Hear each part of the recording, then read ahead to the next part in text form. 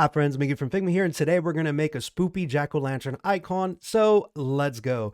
I'm going to head down here to my icon grid. I'm going to draw my first ellipse. This is going to be 12 by 16. We're going to center that out. I'm going to hold down the Option key to drag this to the left and duplicate it. That's the Alt key if you're on Windows. This one here is going to be 9 by 14, so we can bring that down and center that as well. We're going to keep that about 1 pixel there from the left. Once again, I'm going to hit Command D. I'm going to duplicate that, move this over here to the right, and you can see that we have the base of our pumpkin. I'm going to select that fill. I'm going to come up here to the top right and choose Union Selection. We are going to press Shift X to swap the fill and the stroke. Here, I'm going to come and choose an outside stroke value, go to the corner radius and apply a corner radius of 1. So now we have the base of it. Let's push this down by about 1 pixel. Next up, we need to make sure that our nudge settings are set correctly. So I'm going to hit Command P. I'm going to type in nudge amount. I'm going to make my small nudge be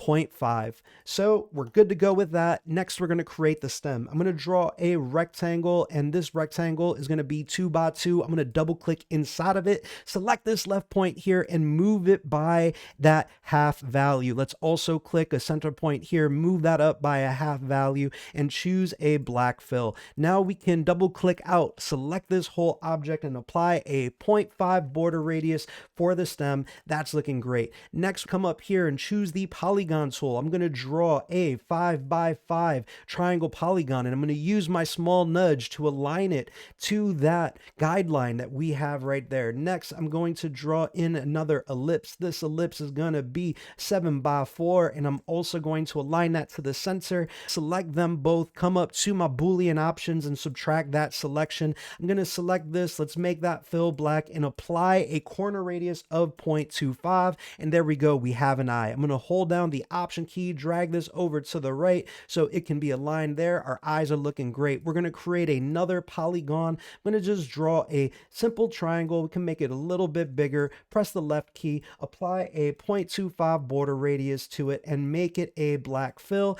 There we go. That's looking pretty good. Next, let's create an ellipse. This ellipse is going to be, let's say, 10 by 5 by 4 by 6 by 7. We got a 10 by 7. Let's make it 10 by 8. I'm feeling great. I'm going to come over here, pull up the arc tool and extend that all the way down. We have the base of the mouth. We're going to finish this off by drawing in a rectangle. So let's make this rectangle. Let's do 4 by 1. Let's select them both, come up here to our boolean options and choose another subtract selection. Now that that is done, we can come to our corner radius and apply a 0.5 corner radius. Maybe that's a bit much. Maybe we tone it down a bit. 0.25. There we go. Let's take that fill. Let's make it black.